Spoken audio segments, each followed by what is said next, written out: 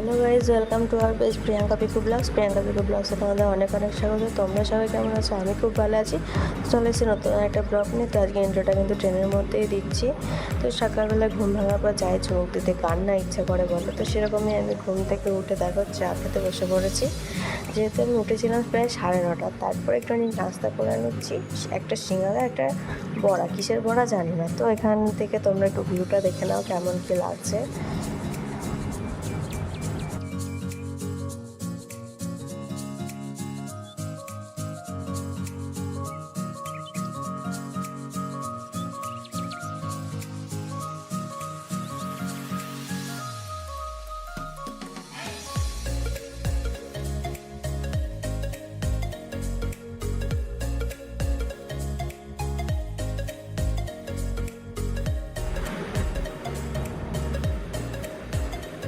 তারপরে দুপুরে লাঞ্চ করতে বসে গেছি। যেহেতু আমি ট্রেনের খাবার খেতে পারি না, তাই ভেজিটেবল নিয়েছিলাম। আর আমি খেতে পারি না বলে একটু ঘুগনি আর একটু লস্যি খেয়ে নিয়েছিলাম। তারপরে দেখো ট্রেনটা কিন্তু যাচ্ছে গুহার ভিতর থেকে। এখনও কিন্তু সন্ধে বা রাত হয়ে যায়নি। ট্রেনটা গুহার মধ্যে থেকে যাচ্ছে বলে কিন্তু অন্ধকার লাগছে। আর দেখো এখান থেকে বেরোনোর সময় আমি কিন্তু এখান থেকে কোনো কিছু এডিট করিনি, এখান থেকেই পুরো দেখাবো তোমাদেরকে। দিন রয়েছে আর গুহার কাছ থেকে চলে পড়ে স্পিডে চালায়, খুবই স্পিডে চলে ট্রেন। তার কারণ একটা, এখান থেকে চুরি ডাকাতির সবথেকে কিন্তু বেশি সম্ভাবনা থাকে।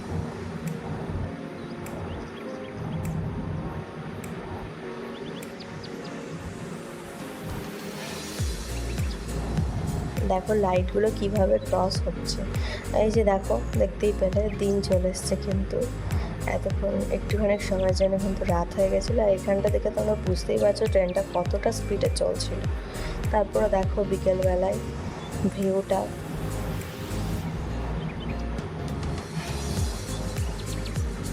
আর আজকে কিন্তু সারাদিন প্রচণ্ড গরম ছিল। আমরা কিন্তু ট্রেনে থাকতে পারছিলাম না, এতটাই গরম ছিল। তারপরে দেখো সন্ধ্যাবেলা একটু অনেক SMS নিয়ে বসে পড়েছে। আর দেখো গরমের জন্য এতটাই গরম হাওয়া দিচ্ছিল, তার জন্য কিন্তু আমি এটাকে নিয়ে একটু অনেক বসেছিলাম যদি একটু অনেক ঠান্ডা হয়। কিন্তু ঠান্ডা তো কিছুই হচ্ছিল না, হাওয়াতে মনে হচ্ছিলো সবই উড়ে চলে যাচ্ছে। তো যাই হোক, তবুও একটু প্রচেষ্টা করলাম আর কি, যদি হয়তো। তারপরে দেখো এখানে ভিউটা এত সুন্দর লাগছিল, একটা গঙ্গা ছিল এখানে। তো রাতের বেলার ভিউটা কিন্তু বাইরে থেকে আরও বেশি সুন্দর লাগছিল ফোনের থেকে।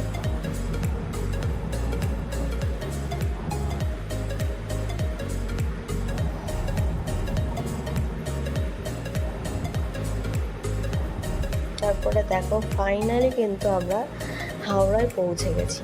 আর যখন হাওড়ায় পৌঁছেছি তখন কিন্তু বাজে ঠিক রাত 1:30টায় পুরো আমরা প্ল্যাটফর্মে পৌঁছেছি।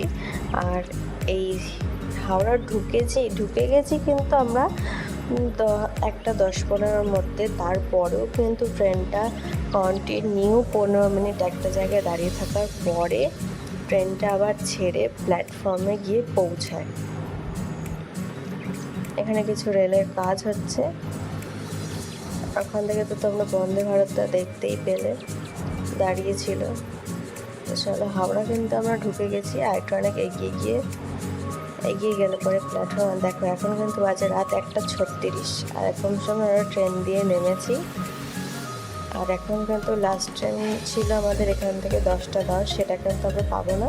তো রাতের বেলাটা কিন্তু আমাদের হাওড়া স্টেশনেই থাকতে হবে।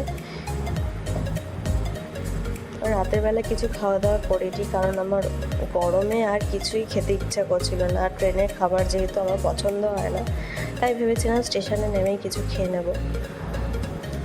তো এখান থেকে হেঁটে গিয়ে একটা জায়গায় বসে কিছুটা ফ্রেশ হয়ে দেখো পিৎজা, স্যান্ডউইচ আমার বোনও এদিকে নিয়ে নিয়েছিল, পিৎজা প্যাটিস এগুলো।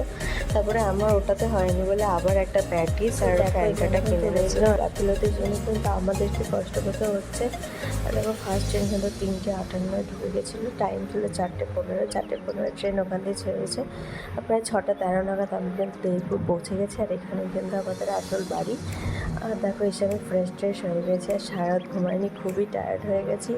আর আজকে কিন্তু আমি কোনো ভিডিও দিতেই পারবো না, তাই ভিডিওটা এখানেই শেষ করতে চাইছি। তো দেখা হচ্ছে নেক্সট কোনো ব্লগে। তোমরা সবাই ভালো থেকো, সুস্থ থেকো, সাবধানে থেকো। আর যদি ভিডিওটা ভালো লেগে থাকে তাহলে লাইক কমেন্ট শেয়ার করে দেবো। আর এসে দেখো মেঘলা ওয়েদার, একটু একটু বৃষ্টি পড়ছে, ওয়েদারটা কিন্তু আমার খুবই ভালো লাগছে। সাবস্ক্রাইব করতে কিন্তু একদমই ভুলো না।